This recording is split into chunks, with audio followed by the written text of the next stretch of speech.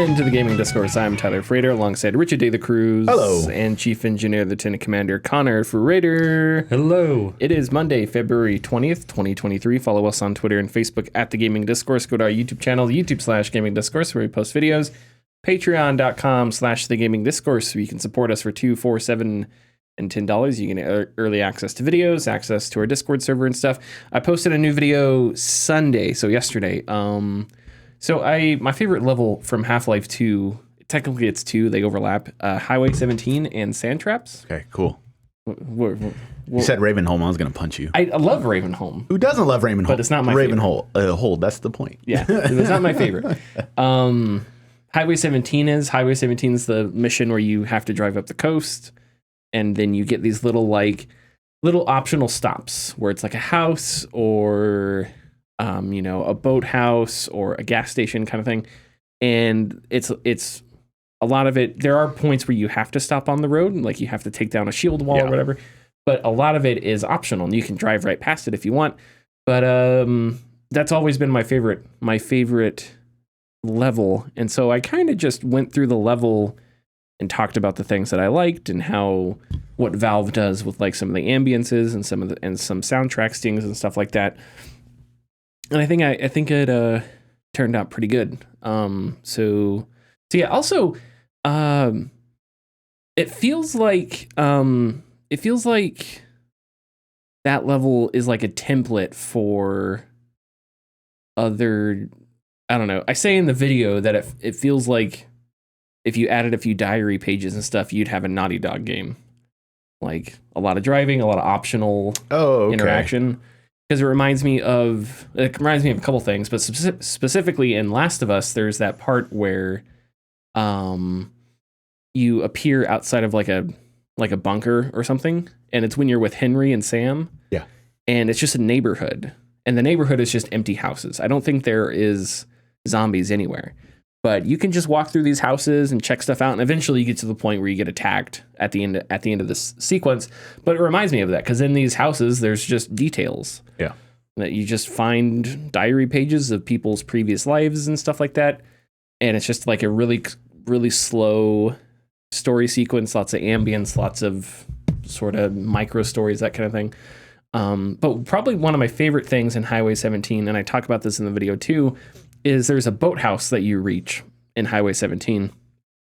And there's a boat in the boathouse that's hung by 4 ropes, right? Right. So Half-Life 2, a lot of it was about the crazy physics and all that. So you can mess with the boat and it'll like drop and you'll see the ropes tug on it and stuff like that. But if you jump into the boat and stand there for a second, the ropes eventually give out and the water level has receded. So you just fall to the beach, and that's where the antlines are. Mm-hmm. So it's just one of those things where it's like, there's no reason for you to hop into the boat. But if you were curious, they give you a little cheap surprise, right? And you fall to the sand, and you have to run around and fight your way back to the restrictor that keeps the antlines away. But it's like a fun little detail, that you may pass by. And Highway 17 is kind of full of that. So yeah, go check out the video. Like, comment, subscribe, blah, blah, blah. Our camera I'm getting tired of you, because I'm not you, Connor. I'm looking at Connor. I know. But our camera has gone out, and usually I would just keep on going with the show. But Connor, tell me everything about Marvel Snap. I'm going to go and fix the camera. I'm going to fix the camera. Okay. I apologize if you hear me rustling around, cussing in the background. All right, so I've only been playing one game this past week. Marvel Snap, which is a mobile game.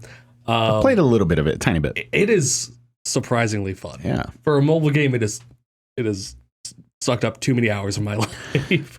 If you haven't played it, it's a card-based game, and you're battling over 3 locations. Each location has a unique variable that happens. Yeah. Some give negatives to all cards in the area, some give positives to all cards in the area, some move cards around, stuff like that going on, so on and so forth.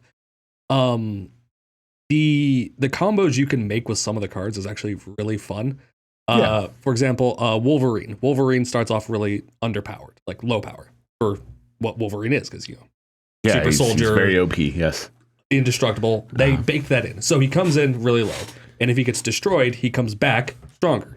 And if he gets destroyed again, he comes back even stronger. Each time he gets destroyed, he gets stronger. Cool. And so one of my decks, it's built around just killing Wolverine. Right. Self-damage, basically, to beef him so up. like one of my cards is Carnage, and Carnage will kill all of your cards in a location. Because he's psycho. And he gets stronger from that. Yeah. So I put out cards that when they die, either buff themselves and spawn in a new location, or buff the remaining cards in play. Okay. So I throw that's Nova, and then I throw Wolverine in there, and then I forget the name of the other one. But then I throw Carnage on there if I get them in that order.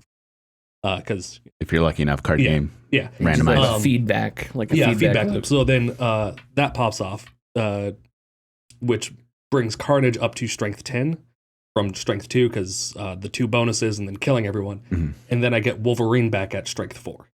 So then sometimes he'll drop back onto the same location. Then I have power 14 right there with 2 cards, which is really good. Yeah, because that adds to the cards, right? Like the locations. Yeah, okay. Mm-hmm. Or he'll drop off somewhere else and then I could just get a free 4 drop there. So I've only played Marvel Snap for like a tiny bit because anytime I found myself to play it, I'm in a position to where I have to get back to doing what I was doing. So I've not gotten like really deep into it, but so far what I played seemed cool. I just haven't really dug into it. One day, maybe. We'll see. Yeah. Card games are dangerous. They can be, yes. They can be. This one really isn't like, and I know it's a mobile game, and mobile games are generally like heavy microtransaction. It really isn't. There's like on the home screen of the game, there's like a scroll that just information. One is a tip of the day. One is like your missions that you're working through, and one is just the advertisement for the season pass.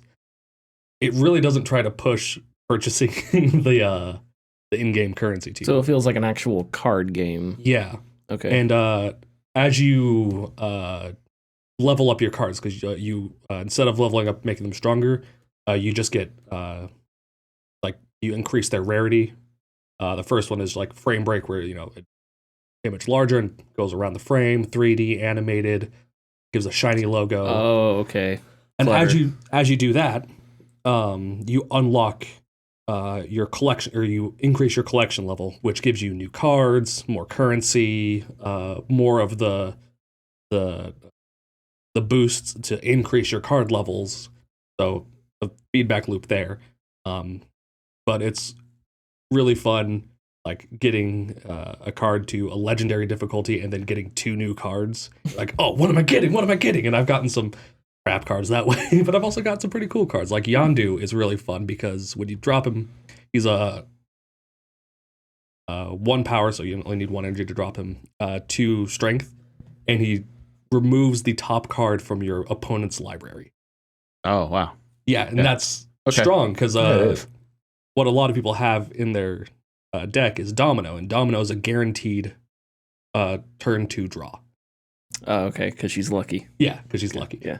So you drop Yondu, you eliminate Domino, and then they're like, well, I don't know what. So it kind of screws up their plan because there's a lot of combos that work with Domino. Interesting. That's fun. That's cool. Okay, Richard. I have been playing 3 different games this week, and I finally beat Hi-Fi Rush yesterday. Hey. Yeah, and I think that's an absolute joy of a game. That the game was so fun and so funny and very, very, very pure. The writing was very funny, was very sharp. All the characters were extremely likable.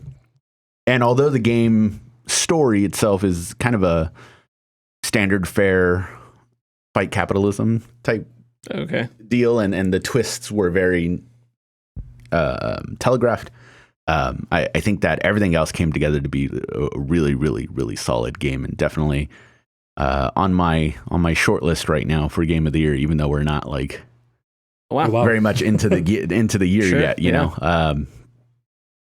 But once again, there are way more things to do after the game, because I've gone through the early levels when I originally started playing it, and there's doors and places that I obviously couldn't get into, and when you approach them, everyone's just kind of, or the people who are talking to you are like, you know what, we'll just deal with this later.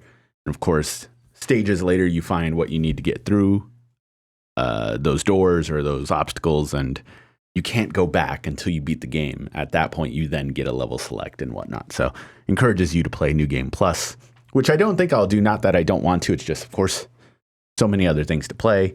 And so I want to get to those. And very hard to focus when you have started multiple things. You need to get to them.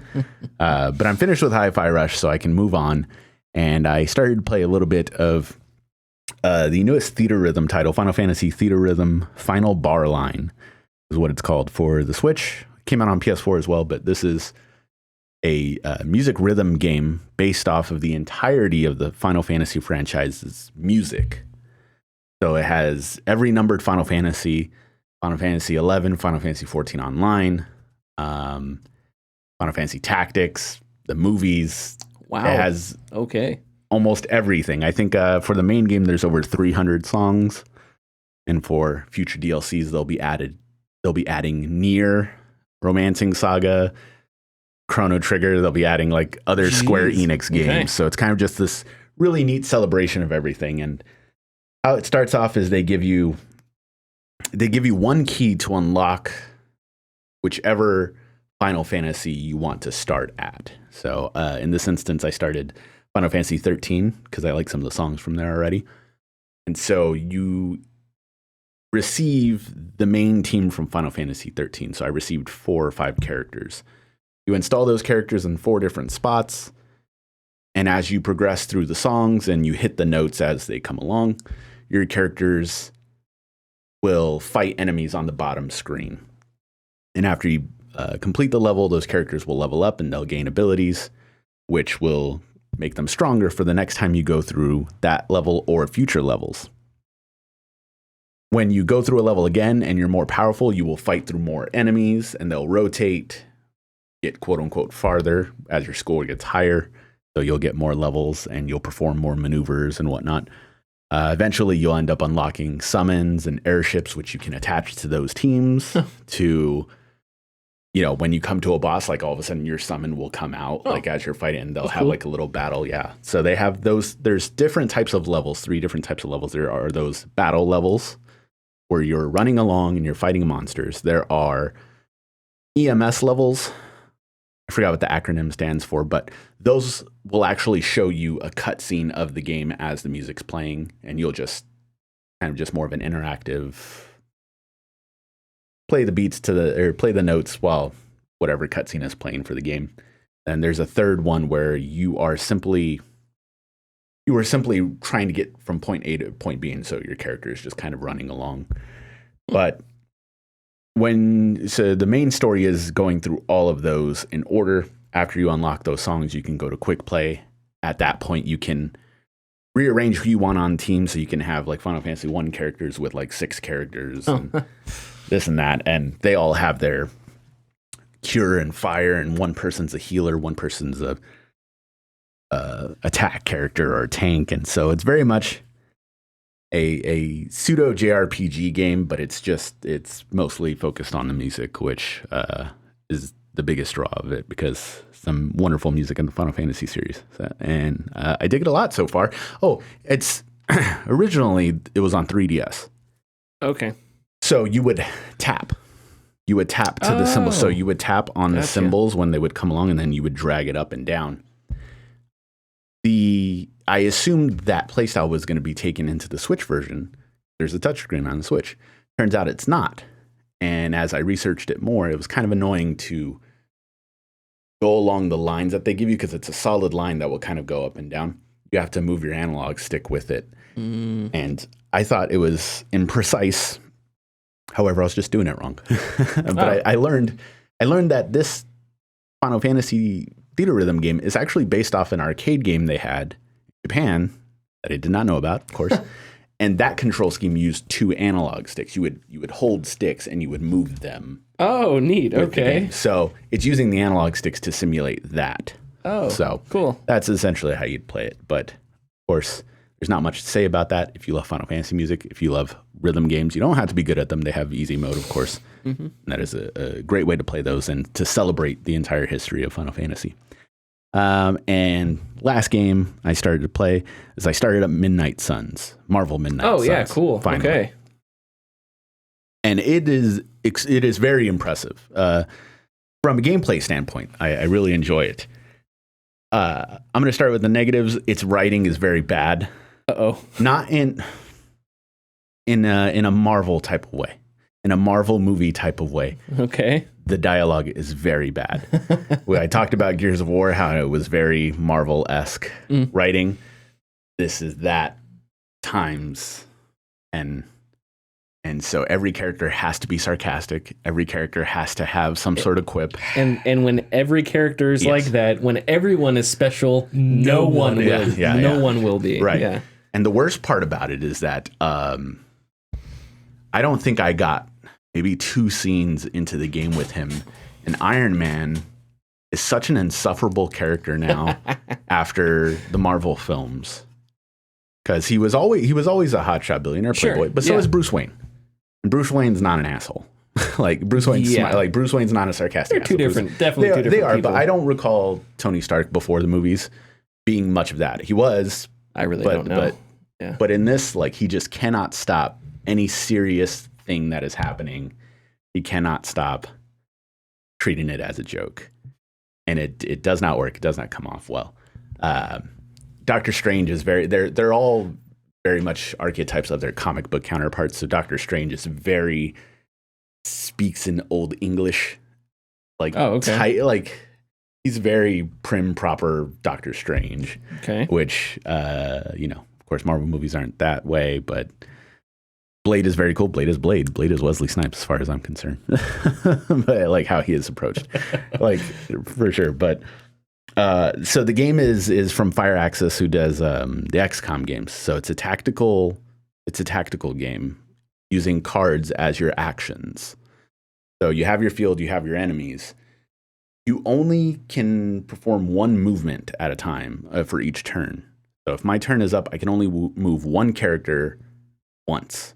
So I can't move each character once. I can only move one character once. So I have to kind of think about that. There are environmental things that don't cost anything. It's a free performance. So I can move up to a stack of newspapers and throw it at an enemy.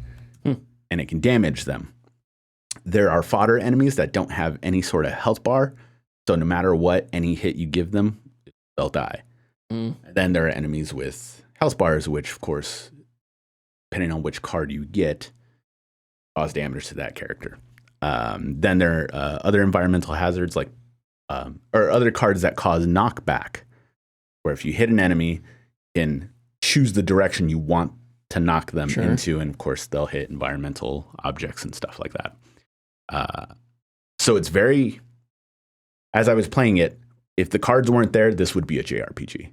The way it's structured, in my opinion. So each character has their moves that they can perform. You get 3 card actions a turn, unless you have a card that gives you more actions. You have 1 movement, and then I forgot what you have 2 rerolls for cards. If you don't want that card, you can reroll, get another card. I've only played a couple hours, but so far the tactical parts of it are really, really fun and very exciting. And I encountered Venom as the first boss. Kicked my ass the first time because I didn't understand. It's one of those things with XCOM. The percentages, are a thing, but also they have moves that you're not aware of until they perform them. And then you kind of, next time I'll have to watch out for that. Okay, yeah. So after he killed me the first time, I learned to keep my distance, learn how to take care of what enemies or what characters I needed at what time. Sure. I only have 3 characters right now, which would be the main character. Her name is Hunter. I think it's just Hunter. It's customizable, so you can choose male or female, and you can customize them to your liking. Doctor Strange and Blade. And as you go back and forth between your home base, you can choose, depending on the mission, people will join you or they'll hang out at I forgot what it's called. It's a mansion of some sort. It's not X Mansion. It's another one. But so far, Captain Marvel's there, Doctor Strange is there, Iron Man's there, Blade, Ghost Rider, the new Ghost Rider, not the old Ghost Rider. The whole thing behind that. And then Magic couple other characters. But while you're at the mansion, you can speak to these characters and build your relationships with them. I have read that there's a lot of like dating stuff. I think that what it's low-key dating sim. Yeah, I think that's what it leads to, because depending on your transactions, depending on whoa, I'm thinking I'm at work right now. Depending on your selections for responses, you'll either make them mad or make them happy or whatnot. And then like make them happy, they'll have like a heart that like is +1, you know, and you're like connection. Can to you them actually stronger. get romantic? I don't know. Yeah, I mean, I barely start. It's so funny because there would be something hilarious about Blade and like these. I've already and literally anybody else. I've already pissed off Blade because I tried to joke with him and he's just like, "Oh, you're an asshole," and I'm like, "Damn it!" Yeah, but I don't know it, but it's funny because I want some of these characters I want to get to know, but I don't want to get to that point. Like, I don't want there to be anything like romantic. Like if it was just like the Mass Effect series, but you know, there was that like stoppage of point. You reach the max friendship. It's like, cool. That's what I need. But so far I am very much enjoying the tactical aspect of it. The social aspect we'll have to see. But when I get more characters, maybe that'll change depending on who I want to talk to, because like I've already encountered Spider-Man, but he's not on my team yet. I've just encountered him in the world. And there are other characters that will come out in the future. But like I said, so far it's quite impressive, and I want to dig more into it. It's weird that Marvel obviously the post Endgame, we're getting all the games now. It's kind of a weird thing. I hated during the first whatever phase they want to call it that we got Marvel games, because they locked people out of games like Ultimate Marvel vs. Capcom. No, I'm sorry. Marvel vs. Capcom Infinite. They had all the characters from the movie in that, but they didn't have any of the actual Marvel characters we wanted in that game. So like they took out Wolverine, because they weren't part of the MCU at the time. Okay, yeah, that sucks. That's stupid. So it affects things in big time, and it's kind of a drag. But there's stuff like Marvel Snap and Midnight Suns. Midnight Suns has Wolverines in it. You know, there's Blades there's in a Wolverine game coming out soon from Insomniac. There's another Spider-Man in the works. Is there? I think so. Isn't there a Spider-Man 2? Yeah, it comes out this year, supposedly. We got a trailer, didn't we? Yeah. I need to beat the first Spider-Man. Okay. Well, neat. I finished Callisto Protocol. Oh, okay. I'm here to report that there is not a twist. Oh. It's just dumb. All right. Callisto Protocol is bizarrely bad. I don't even know. It's just, I don't know how to talk about it without sounding rude, but there's just no innovation. There's just no like creativity. There's no, it's so bland. It looks amazing, and it makes me sad because it's like, how is this everything? How is this like the most, I don't know. Like I said, that sounds like, I'm not saying making video games is easy. That is not easy, obviously. But when you see all the things that are possible, and you play something like Callisto Protocol, it's really disheartening because there's so much more that could be done. The combat didn't change. The last boss fight wasn't that great. The game ends the same way that Dead Space ends. In the very end of Dead Space, Isaac is in his ship flying away, and he turns to his side, and Nicole, his wife or girlfriend, I don't remember, her like dead face is there, and she screams, and it cuts to the credits. That's the same exact ending in this one. Only spoilers for the Callisto Protocol. I don't recommend playing it, or if you want to play it, fine, but the story is not great. I'm going to spoil stuff. So you fight a boss at the end. It's very generic. The boss is he's the guy that gets the virus, but the virus makes him stronger. Right? Which is a trope that I feel like we've seen a bajillion things. Of course. Resident Evil does it all the time. Yeah, Wesker. I think, right? Yeah, Wesker was one of them. In the Batman games, I think Joker even gets infected with something, and he becomes like a stronger Joker. So anyway, So you fight this boss, and it's just, he's a human, but he looks like The Rock. That's basically what the virus has done to him. And then he mutates into like a giant monster. Okay, there we go. And you shoot the monster in the face a bunch, and the monster dies, and you go, and the game's ending.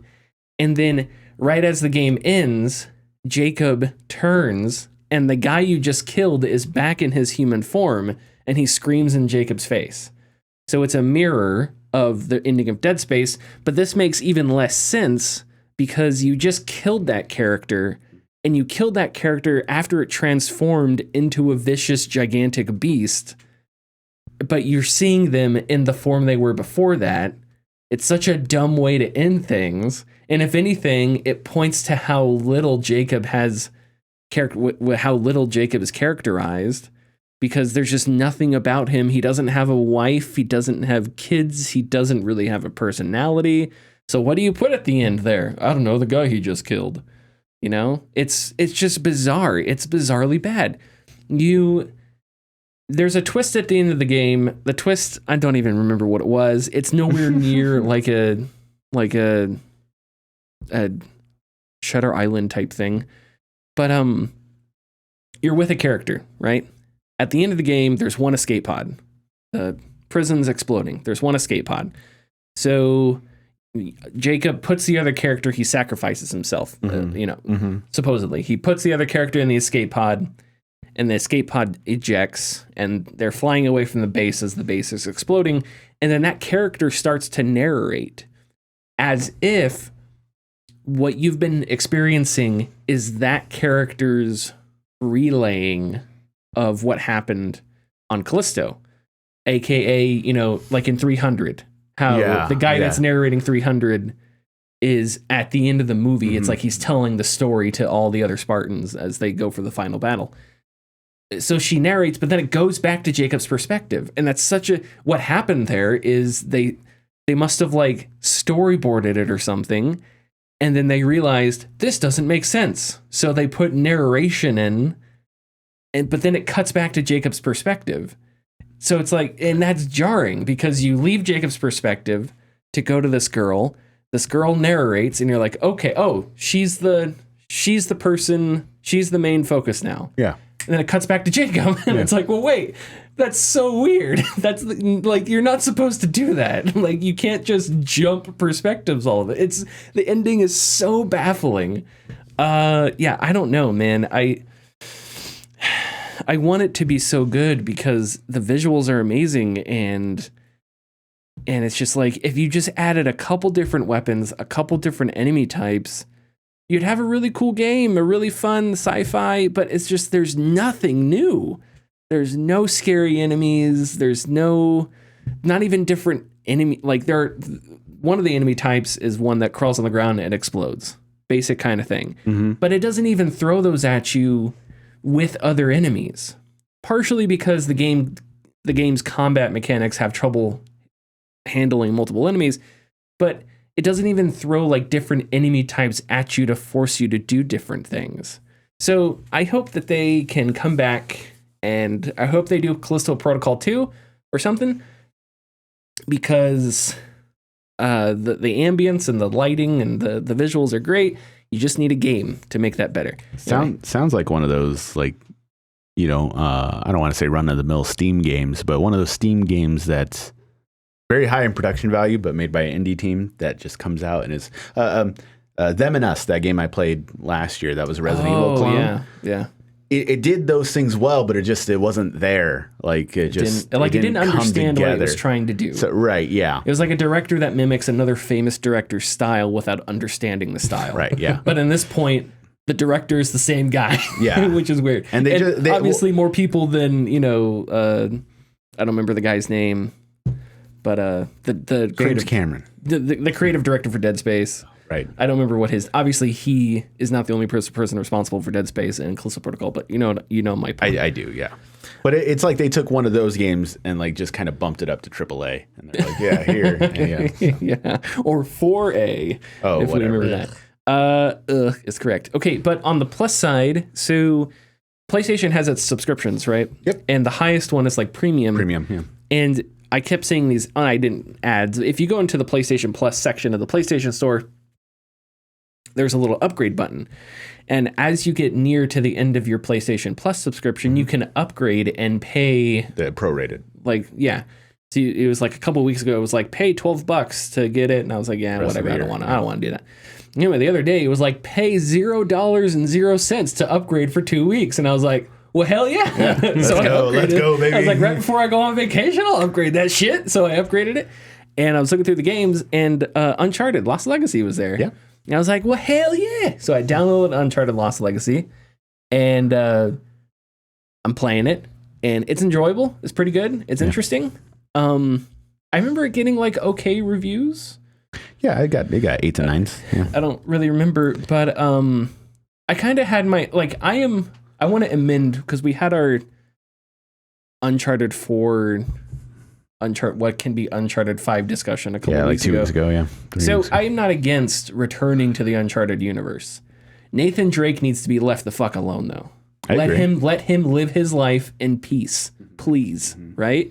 Should have done that with the Chief. Should have done that with Picard. Should have done that with Marcus Phoenix. Can we allow these characters to fight for something, to learn lessons? Sam Fisher, too. And live a peaceful life. Yes. Sam Fisher too, exactly. Well, I'm not going to talk about Sam Fisher. It doesn't make sense that the connection between Splinter Cell, Conviction, and Blacklist makes no sense. Anyway, so in Lost Legacy, it's interesting because you have two characters, Chloe and Nadine. Yeah. And they're both, Chloe is an interesting, if you're unfamiliar with Uncharted, Chloe is sort of, I know there are other characters out there like her. She's a scoundrel, kind of. She's both her and Nathan Drake are scoundrels, but Nathan is like, she accepts neutral good. Yeah. She is neutral evil. Yeah. Right? They're kind of on that spectrum. And it's interesting to see her in a light where she's the main character, and she sort of fills the role of Nathan, because she kind of does the quippy thing too.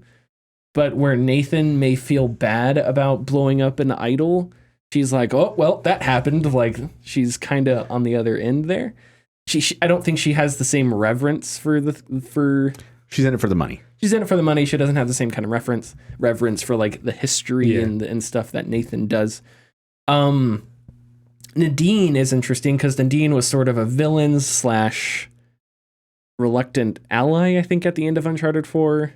Yes, she was a hitman, or not, a bodyguard hired by Rafe. But she does not come across as evil. She comes across as just somebody in a dubious profession. Yeah. Who, is just doing her job. So pairing them together is interesting because you have the good cop, bad cop type dynamic. Mm-hmm. Nadine is very stoic, very, focused on the mission, focused on whatever. Chloe is quips and funny and jokes. Mm-hmm. And then I'm only a couple hours in, but you can tell as the story progresses, they open up to each other. Nadine makes a joke in here and there. Chloe, has some serious time. At one point they talk about each other's histories, and it turns out that they're kind of kindred spirits because both of their fathers, they kind of inherited their current jobs from their father's profession. So Nadine got the mercenary shoreline, the mercenary outfit from her father. Chloe got her interest in archaeology and stuff from her father that was an archaeologist, but then they both kind of didn't like their fathers. Chloe's left her mom, I think. Nadine, I think her father retired and gave the business to her, but I'm not sure if she actually wanted it or whatever. So as they get to know each other, it's like, it's very generic, but it's good. They're kindred spirits. They're more alike than different, blah, blah, blah, blah. And it's all set in this, the first level, the opening prologue is fun because it's a very Mission Impossible type. You're running over rooftops, dudes are shooting you, whatever. The second level, or maybe this is the entire game, I don't know, is like a big it's like open area. Area where you can drive a car and there's different optional things you can do. And the combat's fun. I always thought Uncharted's combat in Uncharted 4 was cool as hell. But of course, the problem with Uncharted is the dissonance, right? Is that it has this really awesome combat, but it's just weird to mow down a bunch of dudes as Nathan Drake. Those things don't quite fit. If anything, it's it's closer to Sam Fisher. Speaking of him, but the combat is still really good, and man, it looks good on the PS5. It looks phenomenal. It runs great. So yeah, I think stories like this, if they were to return to Uncharted, this is where you want to go. Maybe catch up with Sam. Maybe, hell, I haven't beat this yet, so I don't know what happens to the duo. I assume they survive. But do a sequel with them. Yeah. Maybe do some more of that. I think that could be great. So this style of gameplay, the writing, the themes and all that, I think that could be great. But please leave Nathan Drake alone. I don't know. I know that sounds like I'm a nerd, but I'm sorry. After seeing Picard do a bad French accent with an eye patch trying to trick spies in a bar, kind of ruined me for the rest of my life. So anyway, all I'm saying is that they have all the characters available to do a really good, like a Guy Ritchie-esque crime game. Yeah. Be amazing. Yeah, you could do that. You could absolutely do something like that. Just put Cutter in there because you have to have the guy with the Cockney accent. Cutter. Charlie Cutter from Third. Yes, bald British guy. Yeah. Oh yeah, because he's partners with Chloe. Yeah. You want to know? Oh, okay. I do remember Charlie. I love Charlie. Okay. Yeah, he's one of the best characters. You know what sucks about that? The actor that played him played one of the dwarves in The Hobbit. And his character was supposed to have a bigger role, but that actor didn't have time. So they had to cut his role in Uncharted so he could make up for it in the cinematic vomit that was the 3 Hobbit movies, instead of doing a much more interesting, better character in the Uncharted games. And that's one of many reasons that I despise the Hobbit movies, because it took Charlie Cutter away from us after he was such an awesome freaking character. Anyway. Graham McTavish. Okay. Was that solid name? That's the actor's name. Okay. Anyway, so I'll play that more. Disco Elysium continues to be excellent. Also continues to just destroy my brain, but whatever. Go ahead, Richard. Graham McTavish is Dracula in Castlevania. Really? Yeah, no way. That's why I was like, wait a minute. I was like, I knew that. I know that. And I checked and I was like, yep, that's him. Okay, so this is officially a Graham McTavish podcast. We'll get him on the show next week. Yes, sir. Next week. Okay, let's hit the button. Let's do the news. Thanks for listening. If you like our content, please consider subscribing or leaving a like and comment. You can find us at patreon.com/thegamingdiscourse. And our tiers are $2, $4, $7, and $10 and include getting your name in the video credits, early access, and access to our Discord server. Oh, okay. Don't worry about it. There were some things I saw over the weekend. Blizzard plans for employees to return to the offices. This story is first reported by Game Developer, which was formerly Gamasutra, and I didn't know they had a name change. I didn't either. Yeah. Activision revealed plans to bring employees back to the office for a minimum of 3 days a week. The reveal was in a supposed heated Q&A session with Blizzard President Mike Ybarra. In the discussion, Ybarra supposedly downplayed a cut made to staff bonuses, defended the employee stacked ranking system, and pushed the new RTO policy in a way some staff interpreted as an ultimatum, suggesting they should simply leave if they don't want to go back to the office. Employees have revealed their disdain for the policy and have spoken up through different social media channels. Senior designer and writer Justin Groot said, quote, "So many people have left during my time on the team that I can't even sign the kudos boards anymore. I hate the very sight of an email with a kudo board in the title field." If you don't know what a kudos board is when somebody leaves, they send an email and everybody signs it, like, see you later. It's frustrating that leadership doesn't understand what a challenge it's been to pick up the pieces, he said in another tweet. And now it seems like we're going to have another round of departures, end quote. So working from home is a tricky thing because... well, I don't know. I don't know these workplaces, but I do remember Mark Dara made a video about this. Who was the executive producer on the Dragon Age games. Now has one of the best YouTube channels if you want to know about video games in existence. But Dara's perspective was working from home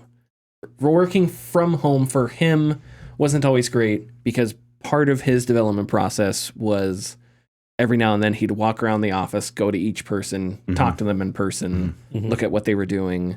He kind of had a walk around session or whatever. And I think, that's an interesting perspective, right? Because that's how one executive producer works on a game. That's something you can only do in person, and I think there's something to that. But at the same time, just because that's one executive producer's way of doing things, that doesn't mean that applies to every single executive or every single high-level game developer in every studio.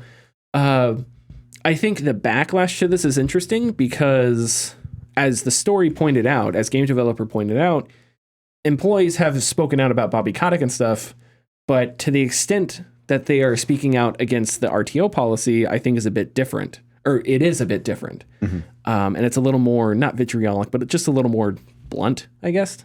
And so I would take that as a sign that maybe this workplace doesn't necessarily need something like this. If so many employees just don't need it. And, I don't know, man. I don't know why. I don't know why it's so important. If things are working, I don't know why it's so important to companies to return to the office and stuff like that. They have to justify owning the buildings. I mean, that could be one reason. I'm sure there are reasons. I'm not saying that it's completely incomprehensible, but yeah. It is an interesting thing because with a industry that's so reliant on metrics, the main metric of the happiness and production that people give off when working from home isn't looked at whatsoever. Very weird, but because that doesn't for them correlate to money and power. Sure. That's probably a bigger issue, but I don't know what it takes to be a game developer. I don't know process of being in your office compared to at home takes, but the same program can be accessible by many different computers. So I think that there should be at least some leeway to take care of the folks who have a better time working at home compared to at the office. There are people who can do great work by themselves without the pressures of the social anxiety of being around people or being around sounds and stuff like that. But forcing your employees to go back to work more than 3 days, to the office, when we've already seen that you can get things done from home, is an interesting choice, and that's probably why they're revolting so much. Blizzard said one of the things Blizzard said in response was something like, we're doing this, I'm paraphrasing, we're doing this along with 90% of other companies that blah, blah. And it's how does that matter, Blizzard? Yeah. What does it matter that 90% of other companies are doing it? It doesn't. It's such a horrible PR nonsense. When I went to school, I remember there was broadcast, right? You could go a broadcast route. You could go a radio or I don't know, maybe not radio route. I don't know. You go broadcast route. That may have been also radio. You could go a print route where it was less about broadcast. It's more about print stuff. And then there was PR. And it always confused me because it's imagine going to a mechanic school and it's here you can work on the engines. Here you can work on the windows. Here you can learn how to slash tires. It's one of those things is not like the others. So that always confused me. But man, when I read that 90%, it's just it doesn't matter, Blizzard. And Blizzard just keeps it's such a frustrating company. At every turn, they have looked like fools. They have executives who just have so many feet in their mouths at this point that I don't even have a joke to make. It's just, there's a ton of feet in those mouths. I don't know. And I don't know. It's exhausting. And we gotta figure out unionize and take control of the company. I'm going full on Disco Elysium now. Every worker a member of the board. Fuck it. I have one question for Blizzard executives who are really pushing this, especially with the whole 90% thing. If 90% of companies were jumping off a bridge, would you? There it is. There it is. Got him. No, but seriously, there is like there's one point of validity to having people back in the office, and it's having worked in a creative field for 8 years, being able to actually be face to face and work with people does help far better than doing it solely remotely. Yeah. So there is some validity to needing people to come back into the office to do that, but that's what I brought up. Doesn't take a 2 full days week. max. Yeah, right. But that's what I brought up with Mark Dara, right? Yeah, exactly. Because that's one of the points that Mark Dara made, which I think is a completely 1,000% reasonable choice. But just because that's important to certain people doesn't mean it's important to other people, and it doesn't mean that other people can't make games without that, right? So, but again, I don't think Blizzard is coming at it from that perspective. Oh no, I think Blizzard is coming at it from I don't even know from. I don't want to get too conspiratorial, but like they're coming at it this way because it's corporate culture. You have people in offices. That's it. I mean, that could be it. I don't know. That's the only reason to be pushing this so hard is because that is the corporate mindset. Is you have people in offices, 8 to 5 now. Yeah, and I don't know. Video games, the video game industry. I don't follow other industries, but it feels like the video game industry has both been very progressive on like work time fronts, because you have studios that are trying out 4-day work weeks, you have studios doing hybrid models, you have studios doing all kinds of stuff. But also they've been like the worst at that, because you have studios like Activision Blizzard that just at every turn's like, what can we do to piss off our employees? Let's do that. Anyway, Richard. Microsoft is set to defend the Activision Blizzard deal at an EU hearing, a European hearing, February 21st, which is tomorrow. Or today, if you're listening to it. Anyways, Microsoft is set to make the final effort to defend their bid for Activision Blizzard in front of EU and national antitrust officials at a closed hearing, once again, tomorrow. Microsoft apparently asked for the hearing after receiving several objections from the European Commission, warning of the possible monopolization of the industry. This is a closed hearing, but Microsoft is expected to reveal quote-unquote remedies after the hearing has taken place. I assume remedies to like help make the deal go through. Yeah. I still don't like it.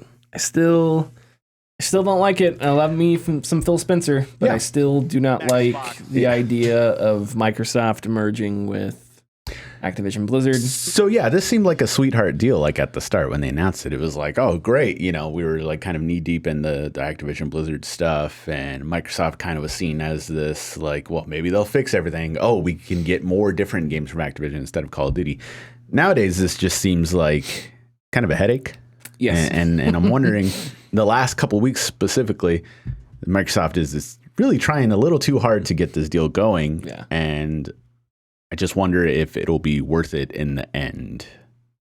All companies everybody involved here, except for us, has looked silly. Yeah.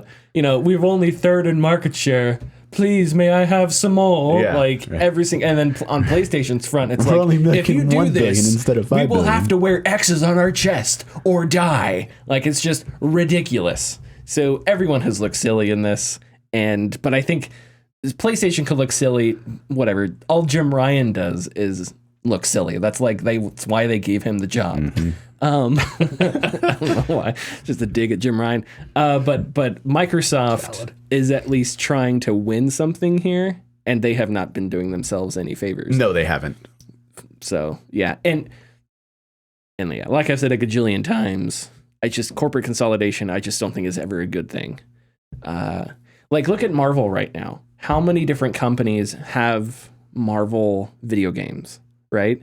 Now, think about Star Wars 5 years ago and EA's complete lack of human thought when it come to how to handle the Star Wars license, right? Yep. Now, imagine if Marvel was owned by, Marvel is owned by a single company. Imagine if all Marvel video games had to be made under a single publisher or something like that. Yuck. We would not be in the position that we are in now. So, I don't know. When you get properties under one umbrella, I feel like that can't spell anything but bad. Because you get into one ecosystem and then things get bad. Moving on. Saudi Arabia has increased its stake in the gaming industry. By the end of 2020, this is from Axios, I think it was Stephen Totillo. By the end of 2022, Saudi Arabia increased its investment stake in several gaming companies. For EA, it jumped from 1.5 to 5.8, and Take-Two from 5.3 to 6.8%. Just last week, Saudi Arabia also increased their investment into Nintendo from 5% to, at one point, it was like 7.1%, and then the next day, it was up to 8.2%, making them the largest outside investor in the company, which we'll talk about that in a second. Also last week, Saudi government-funded Savvy Gaming Group announced that it is investing $265 million into Chinese esports giant VSPO. The official goals for Saudi Arabia's investment in gaming include diversification of the kingdom's economy and supporting a younger population in the region. Savvy Group, which is the Saudi Arabia government-backed conglomerate, has $13 billion earmarked for the acquisition and development of a leading game publisher.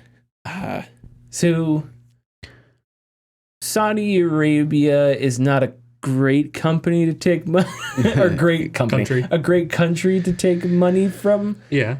And I don't like, because just like with China, you have Tencent and all of them. Yeah, and Tencent doesn't, I'm not sure of the relationship between Tencent and the CCP, because they have this weird like communist / capitalism thing in China that I am not an expert to talk about. But as far as I know, Tencent is a company that operates on their own. The Chinese government can straight up tell them to do things and they will have to do it, but it's not like they are the Chinese government. Whereas the Saudi Investment Fund, that literally is the Saudi Arabian government, right? Yep. So just like how Tencent, just like how the CCP can affect certain things because of Tencent's reach and stuff like that, I feel like the same could be said for Saudi Arabia, and probably even more, maybe even more so, because of the direct relationship with the government. And in both cases, you have countries that have serious human rights abuses, have a, well, more for Saudi Arabia, have a very conservative, very I want to say religious, but religious isn't necessarily the correct word. Rigid is probably a better way to look at it. Even though the progress under bin Al Salman, the Crown Prince, he's famous for, like, you know, women are allowed to drive now and stuff like that. But even then, it's like there's, I don't know, I'm not an expert in this stuff. Even then, you have the murder of like Jamal Khashoggi and whatnot. So Saudi Arabia is not like all of a sudden a utopia, right? The point I'm trying to get to is, I think this should make you uneasy, because we have seen the effects of the Chinese government's influence in gaming. Devotion. Where can you buy Devotion? This game that called Xi Jinping Winnie the Pooh. Yeah. Where can you buy it? Only from the website. Like an independent website, yeah. Yeah, because it's off of Steam, and GOG took it down for player concerns, which was bullshit, right? Yes. So that is either pro-Chinese players review bombing and doing stuff like that, or that is influence from the Chinese government, right? Because China has such a huge swath of control when it comes to one of the biggest markets in the world. And you see the same thing in movies, right? You know, in movies, they're heavy censorship or heavy censorship, versions or like that will, or like, you know, you don't always see the Chinese as the enemy, or that China may help the United States in certain movies, you know, or something like that. Or I think in the recent Top Gun one, Thailand, they didn't like it. There wasn't a Taiwanese flag, like on his, I don't remember, on his flight jacket or whatever. Doesn't matter. The point is, all those things are influenced by the politics and ideology of the Chinese government, right? Yeah. So I think that could totally happen with Saudi Arabia. Now, Saudi Arabia also has their hands in a lot of other shit. They do. So I don't know if you a lot guys of sports leagues and stuff. Yeah, I don't know if you guys have been following the Live Golf tournament, but that's basically, imagine if Saudi Arabia kicked in the door and said, "We're setting up the Professional Football Association, and Aaron Rodgers, here's a $10 billion contract." Yeah. And that's basically what they've done with golf. Yeah. And it's a huge controversy. Yep. And some of that's on the PGA, whatever, not going to get into it. But they've done the same thing with, or a similar thing with wrestling. Wrestling. But that I don't know much at all. So why it's important for them to diversify their portfolio could be any number of reasons. But yeah, this makes me nervous. That $13 billion earmark for purchasing a publisher, I feel like I'm not sure who you could purchase, because I don't think, this is out of the top of my head, this is from out of left field. I don't think you could get like Ubisoft for that. If Activision Blizzard is $69 million. Oh, no, yeah, I don't think you could. I don't think you could get any major publisher for 13, any like big AAA publisher. None of the AAAs, no. Maybe, you know, indie studios that are on the verge of becoming AAA. Off the top of your head, can you think of one? Absolutely not. Yeah, I can't either. I can't either. Yeah, because you couldn't, because they have their hands in like Nintendo and everything. I think, don't they have their hands in the Embracer Group? Yes, they do. Yeah. Embracer Group is not. But to like buy one outright, I don't know. Maybe smaller ones, maybe smaller, like, I don't know, like a bunch of different, like 10 Raw Furies. I mean, they could create something like Embracer Group and then buy a bunch of indie studios. Yeah, they could do that too. So, yeah, it's no telling. And I do find it interesting that we'll never know, because it's, you know, they're not our countries and whatnot. But I do wonder if like Nintendo or any other company like Nintendo has a sort of like cap, like how much you can invest in, like from a different company. Because it's interesting, like you'd wonder if they'd have a fear of being like getting too powerful and then taking over, which I don't think it happened. There's always shareholders and stuff like that to prevent that. But it's interesting. It's funny that you bring up Nintendo, because I was thinking about this as I was reading the notes. But Nintendo, in my mind, and you can correct me if I'm wrong here, but I've always perceived sort of Japanese business as one that's a little more, not isolationist, but we want to retain the power. They're xenophobic, yeah. Maybe more so Nintendo. Yeah. It's like with the movie. It's like we're gonna, if you want to make a Mario movie, we're gonna dictate all this stuff. If you want to do any of this, it's gonna be us dictating it. Where, like, you know, Ubisoft, it was like, oh, you want to make an Assassin's Creed movie? Here you go. Have fun. You know, it doesn't matter. So they're really protective of their IPs, which I would assume means they're really protective of their business. So I would agree that it's interesting that that for what is it now, 8.2%, the biggest outside investor being the Saudi investment group. I do wonder, like how much are they willing to let that go until it's like it makes the powers that be in Nintendo say this is too big of a chunk of our business and we don't like it.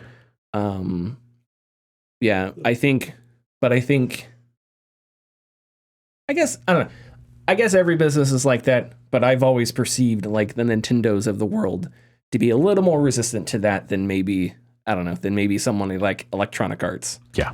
That is American and European and it has a different view of how to do business. Not better or worse, just different. Yeah. Yeah, I agree. Okay, are we ready for... do we have the new Tidbit sounder? We do have, but I don't have Tidbits. I told you. Connor, do you have it? Okay, oh, you got... Oh, sorry. Connor's doing Tidbits. Sounder's not going to make sense. Oh, well. What if I told you, in this world, there are bits, and there are tids, and Richard is the only man who can put them together into Tidbits? Make it make sense. I'll tell Richard the tidbits, and then he can say them. Oh, okay. He's the only man on recording. According to the official Sid Meier's Civilization Twitter. Oh God, this is just the UI. I'm kidding. There is a new Civ game in the works. When pressed for a source, The Twitter account just posted a picture of Sid Meier. Do you know who I am? That's good. That's good. I love that people do that. So. Civ 7 is in the works officially, announced by the game. So, you know. Yeah. They get the funding for it. That's awesome. I love Civ. I want to get into Civ. Well, actually, you know what? I didn't get into Civ 6. I got into Civ 5. Like, Civ 5 is like, I blinked and it was like 10 hours passed. I was like, whoa. It was good. Yeah. But yeah, I never got into 6. In your opinion, Connor, 6, 5, which one was better? Honestly, 6. Oh, okay. My coworker says 4. They're pretentious. Probably. Contrarian. Yeah, honestly.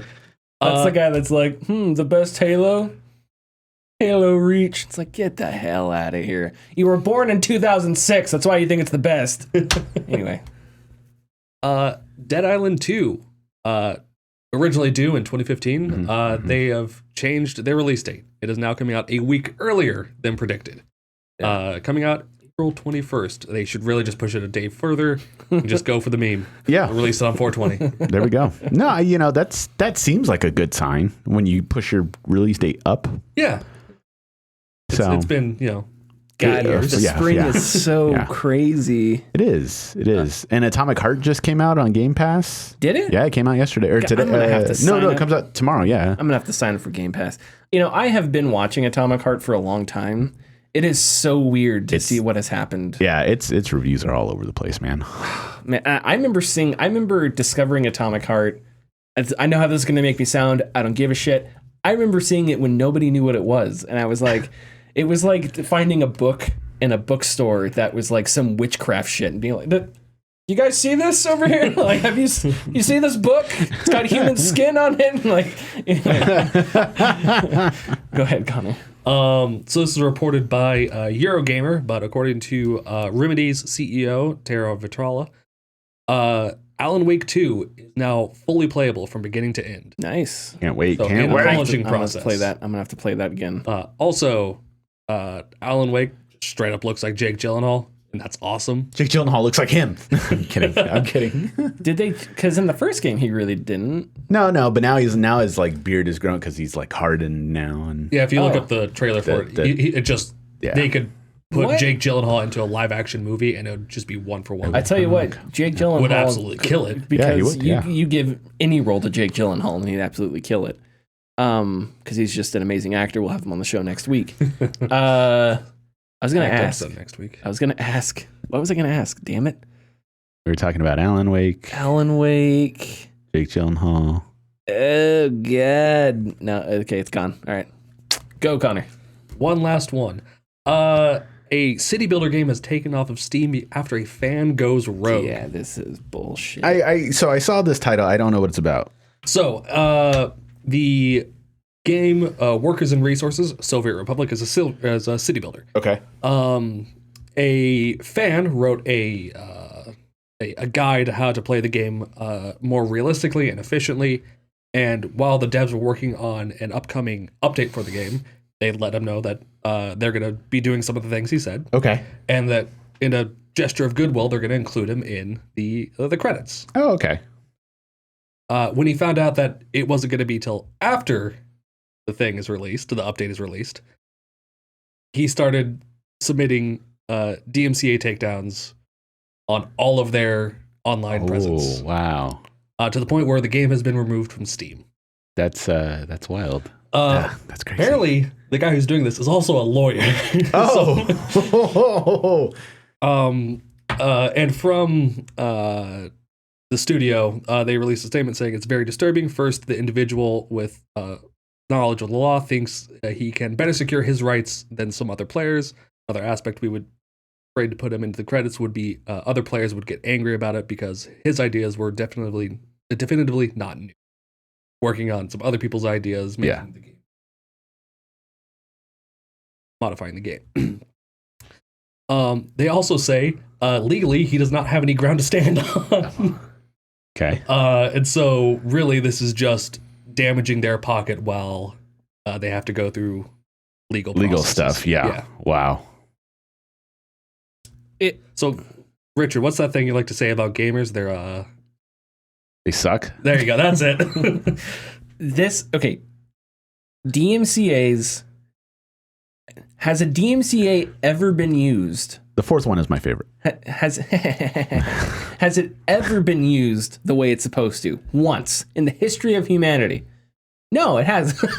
Okay, maybe once, but it is. I'll tell you that like the automated DMCAs. No, it's a joke. They're all super broken because, and I've said this before on the podcast. My band, we got DMCA'd on our own music after we uploaded to YouTube because of the official like YouTube channels that they make, the topics that they make for music. Yeah, and we can't even get a DMCA right, but yeah, let's go ahead and let AI run our world. Great idea, everybody. Go ahead, Google. You can't confirm who writes what song, but sure, yeah, let's have AI drive cars. What a bunch of geniuses you guys are. You made a search engine, and now you think you're fit to solve the world's problems. Google isn't doing self-driving cars because they gave that up and they sold it to someone else. Because it crashed into Stadia. No, this story really makes me mad. And it makes me sad because you can't, because one of the problems is the automated systems suck.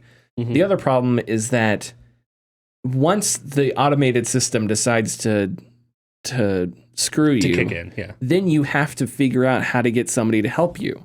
YouTube doesn't give a shit, so you have to find somebody else. Mm-hmm. Now, I think Valve, for all their faults, and there are a lot of goddamn faults, if something really ridiculous happens to somebody, Valve usually steps in. Yeah. Jim Sterling has had multiple DMC. Well, then that's YouTube. Actually, that's a good example. Jim Sterling has like a better time taking care of faulty DMCAs, but consider their position of somebody who has had negative DMCAs for like 10 years. So that's where you have to get like immediate responses. You have to have been a victim of the system for 10 years or whatever. But sorry, back to my original point. That was a bad comparison. With Valve, I feel like Valve, more often than not, if something really bad happens, Valve tends to be able to react better. Yeah. Again, not a perfect company at all. But the last thing was Loop Hero. When the Ukraine Russia started, Loop Hero was from the devs in Russia or Ukraine, I think. They couldn't get their funds. Steam worked with them to like try to get them there. Oh, funds. Is that okay? Okay, yeah. I mean, that was an example of like when Steam steps in. Sure, yeah. That story that I just read, that was first report. Well, not first, but it was reported on Kotaku. That's where I got it from last Thursday. As of yesterday, the game is still down off of Steam. Too bad. That's too bad. I wonder if, you know what, I'm not a lawyer, but what can you do to there has to be bigger consequences for people that abuse the DMCA. Lie down, try not to cry a lot. There has to be bigger consequences. But I guess the problem is when you're a giant corporation and you do this shit, it's not like you can be held accountable for anything. Mm-hmm. So. They will be able to issue a countersuit for damages and lost revenue. But the problem is that requires work and legal fees and stuff on your end, right? So it's kind of like a slap suit where it's really similar. It depends on the lawyers, really, who you pick up. Like if their lawyers are already on retainer, then they don't really have to pay for legal fees. That's already been taken care of. But we should find a remedy to that entire situation, just like we have figured out slap suits, kind of, I guess, even though slap suits are still the problem. We really haven't figured them out. But we figured them out. I would assume we'd figure them out more than we have DMCAs, because DMCAs are digital and slap suits have been around for a really long time, right? And of course, the most famous thing of all time is John Oliver telling what's his face, the coal guy to eat shit, Bob. Eat shit, Bob. Yeah. Anyway, okay.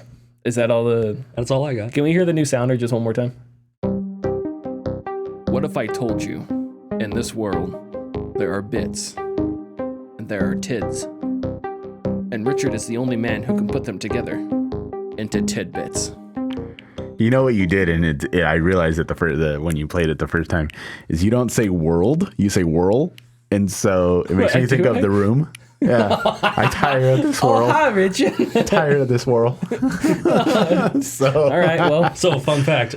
Play it again. I want to hear.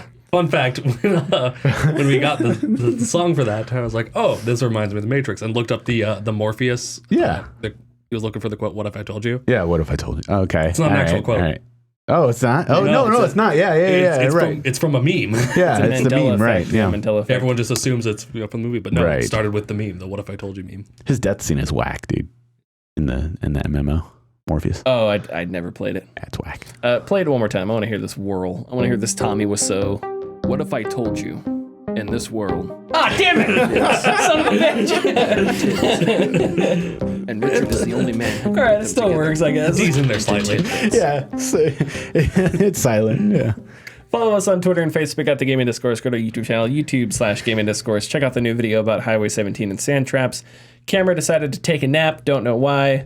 I'll figure it out tomorrow. Let's give it some coffee next time. Hopefully we'll be 5x5 next week. Yeah. I'm going on vacation. I'll post about it on the Patreon.